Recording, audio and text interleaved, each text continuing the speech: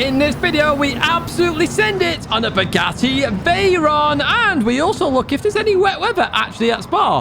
But meanwhile, we get sent off.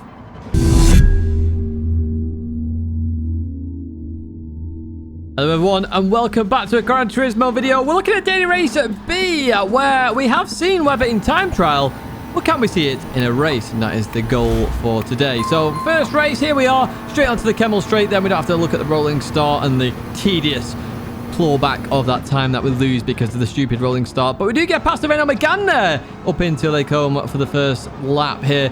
And we've got McLaren up ahead. Now, we are in a McLaren as well. Now, I did that in the time trial. I was like, oh, hello. We nearly go into the back of Raymag F1 there. I'm actually on my personal account here. So I say personal account. This is my private account that nobody can add friends to, essentially. It's sort of for actual real-life friends to be able to add friend me, if that makes any sense whatsoever. So if you see this account around, that's what it is. But anyway, heading towards Puan then. We're still behind this McLaren up ahead as they go a little bit deep here. So I'm like, okay, let's see if we can get on the inside. Not quite. They defend that nicely. Cut that little bit of space off there. So we look down the inside of Raymag then, heading in towards the right-hander. In we go. Are we going to get it done? Oh, hello. We're side by side then. In towards the left end. Do we get it finished? We do. Just there. Happy days. Beautiful move around the outside there. Let's fast forward a bit further on then, where we're looking to catch up to the Alchemist. Although a Mercedes SLS in the brightest yellow. It looks like the SLS E colour there.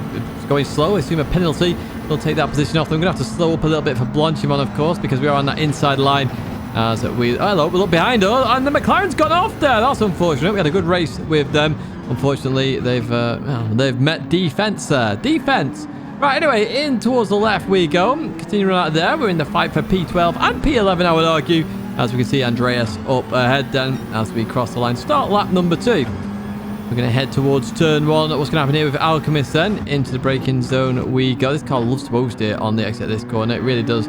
Going through here. No, nothing happening there. Nothing major. All settled, all nice. But we're a bit too close to Alchemist here. So this is a bit of strategy that I would advise you do. If you're ever close to one at Rouge and Radium, just get out of the slipstream. Get out of the way. Give them a bit of a gap there so they know you're not going to go for it. And then you can maintain that momentum through the corner. And then try and overtake them on the Kemmel Straight, which is a much better place to overtake anybody in terms of Spa-Francorchamps, rather than trying to go too wide up on Rouge and Radium. The Alchemist goes towards the left-hand side, so we're going to dive down the inside then. Going to go alongside the Sylvia in towards this braking zone. Can we get the job done? That is the question as we go into here. Oh, Alchemist is looking to try and keep it around the outside then as we go through here. They're still on the inside there. Got to give him a bit of room then as we go through here in towards the right-hander. And we've got the job done. Are they going to go for the cutback? That's the question. We dive towards that inside line then to make sure they can't go for this as we go into the braking zone. Then still trying around the outside. Not going to work on this corner. It's a 180-degree corner. Never going to work there, really. Let's advance to lap 3 then, where we catch up to the next pack then. Andreas Azumedo there with a 0.5 penalty. I'm looking to try and take advantage of that as we go into the right hand. Then we're on the outside of the French driver with a penalty. Gives me just enough room there. Fair play indeed. Good sportsmanship. And hey, we're up into P11. Not too shabby at all then. And we can see P8 in the distance. Larry King in a Bugatti Veyron. You don't see many of them at Spa, but here we are. We've got one, and let's see if we can catch up to them while overtaking the McLaren and the Mercedes. Is the Mercedes SLS good now? I don't understand. I'm just seeing it everywhere. There's another one in this race up ahead in Stony_83. Right, in towards the left-hander we go then. Maybe it's good in the rain. I don't know. I've not had a rain race yet as we go in towards left-hander. That's our goal with this video, folks. But yeah, Andreas went a bit too deep at Puan then to up into P10. Up ahead, Larry's all over the back of Stony here. As we go through the left-hander, we carry much more momentum then as we head towards the bus stop chicane. Looking around the outside of that Bugatti Veyron. In we go. Do we get it stopped? Oh, a little bit deep from myself as I look to carry that. But yeah, that's on me, that little contact there. So I'm glad Larry maintained that position and could carry on. All my fault, that one. Tried to maintain that gap, but it wasn't really there at that point. We advance to the final lap then. At the end of the Kemmel Straight, we catch back up to Larry. We catch back up to Stony. That Veyron on the straight, by the way, is absolutely rapid. So it's like a Veyron in real life now, which is good, I suppose. So yeah, we're going to head out of here then and head down towards the right-hander, sort of looking down the inside of Larry. And Larry sort of gave me loads of room there, which I wasn't expecting, which is why I'm still behind. So, I mean, thank you, Larry, but yeah, I wasn't expecting it, so I didn't go for it. But even so, we're still in this fight. Through the left-hander we go. as we look towards P1. In fact, let's advance a bit further on then, because Larry's going to keep that position. Then we head through Blanchimont. This is where Larry struggled last time. You can see that understeer on the Bugatti Veyron goes off the circuit then. And I sort of realised at this moment in time, he would have dirt on his tyres. So going into this final corner then, I realised that I was trying to go for the inside line. Is it going to work? So now I'm on the outside here, going through the chicane there. Larry gives me some room on the exit. Fair play to Larry there. Good sportsmanship this race. Really good race. I'm so happy I could show this off because the sportsmanship throughout was absolutely superb. So fair play to everyone. You see me smiling. That's what happens, folks. When you race clean, when you race fair, everybody smiles because it's a good little race. We went to race 2 then, where it's still dry, as you see here, as we head down the inside of Ted then. I'm not going to show you all this race. We're going to advance through some of the more boring races here as we go into here. Slight tap from the rear from Ted as we continue on out. But this race wasn't too bad, to be honest with you. Made a few places. We jumped to the next race. This was race 3 then. We catch up to Hainsey, going in towards the left-hander. Hainsey's unfortunately going to go off there into the very slippy stuff as we go around the outside. Once again, still dry here as we went to race number 4 then, as we're on the outside of another green McLaren here. So heading in towards this corner. I thought I'd show this off a little bit here.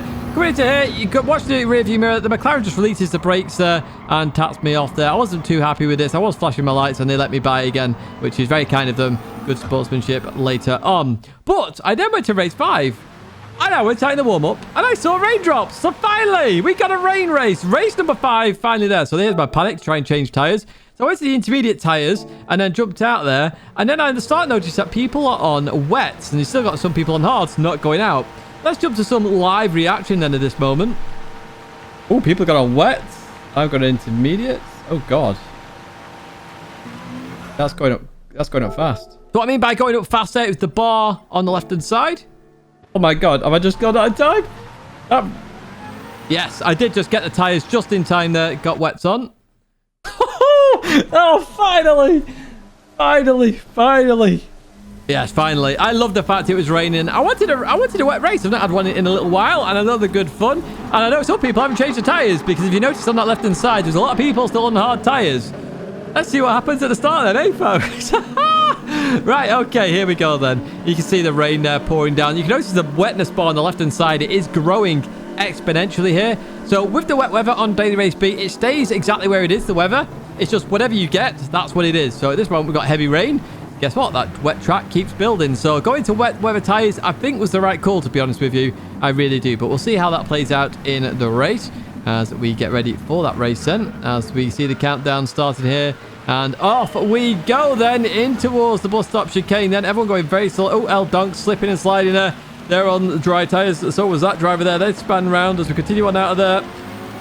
Oh my God! It's carnage! We just don't. People have not... Why you should go out in the warm-up. It's... Oh, no, he's gone. Yeah, it's why you should go out in the warm-up. We send it down the inside here. Gained another few... We started P16 here, folks. We're already P9. Mark and Janice there on dry tyres. Up to P8 now. And it's why you should always go out in the warm-up when there's wet weather. Just to have a look at what the weather's going to be like. Some people rested on their laurels there. And it didn't work out at all. So we're going to head through Orujan Radion then. This was scary because I had no idea how to do it. You notice I carried a bit too much speed. We managed to keep it on the circuit though as we head up here. And the car behind really did struggle there. Did Tony ___ VR. Yeah, there's 3 underscores there. I think it could even be 4, but we'll go with 3. As we see the SLS up ahead of Gochesko. As we head into this braking zone. So I'll start putting the brake balance towards the front, which is a bit stupid of me. I should have kept it at the rear. But, yeah, I just sort of missed. I had a brain fart, essentially. A brain fart. And I should have kept it to the rear. And I will change it later on in the race as well. So I did start noticing very quickly the front tyres were locking up because they couldn't do everything. They couldn't clear the water, brake, and turn, and do everything that I wanted them to do. But even so, in towards this braking zone we go. Gochesko! Well, it has gone. See you later, Ro. That was terrible. That was absolutely terrible. Anyway, we're up into P7 then. And that's whack jumps there with a 1.5 second penalty. We've got B group in a super up ahead as well. They look like they're struggling here as we go into the right hander. These guys are on intermediates at least here. Could be on wets, I don't know. As we go through the right hander. Just got slowed up a little bit as we go through here. Going to continue on out. Look at that wet weather bar on that left hand side now. Nearly 2 full, essentially. 2 lines full. As we see the McLaren there take the penalty. The Supra gives me some room there on the inside line. Got to be careful of some puddles here, but we get the job done then. Through there, up into P5 then as we go through Blanchimont. Oh, somebody else is going. Whoa! Oh, oh, no. This is great. Yeah, I nearly went there myself. Looking at somebody else spin off. I nearly spun off there. That would have been funny. But I did go a bit deep here in the chicane. Obviously, it's all about getting used to this wet weather now. I've not done a wet weather race in ages. So it's nice I got one. And you see the carnage it brings. It is a bit of fun. Obviously, some people get frustrated by it. But I loved it. Coming into the braking zone here. Again, at the bus stop chicane. Looking to try and get it stopped. We do indeed. That's nice as we go into the left-hander. This is lap 2. Coming out here, just a bit too much oversteer. So this is where I would recommend using traction control. And I do put on traction control because why not? I can use it. So we do start to catch up to the guys ahead. I was also looking to try and get the fastest lap. At the moment, it's a 2:56.0 by classified there. As we go through the left-hander, we're going to head towards this line then. Are we going to get the fastest lap? That is the absolute question. Oh, just stole purple at the end there. We did indeed. We got into the 55s there. Happy days. Wowza, wowza, wowza. What a race. What a race. What a race. I love that. I absolutely love the rain. It's funny. I do. I love the rain in Gran Turismo because it just causes carnage because it's so slippy. There's no grip at all. You're literally fighting with the car. You've got to judge every corner as it comes to you. And yeah, I just like it. I really did like it. So finally, it took 5 races. I got a wet race. I did do a 6th race. But that was dry and very boring. So yeah, I won't show you that. But we did get one. And that was the whole point of this video. I was hoping in the 6 races that I had time for today, could I get a wet weather race? And I did. And I do hope you enjoyed it. If you did, folks, give it a like. Subscribe to the channel to stay in touch with all the latest content. We'll continue to do fun and exciting content here on the channel. And I do hope you join me in a video or live stream very soon. So thanks once again for watching all this content.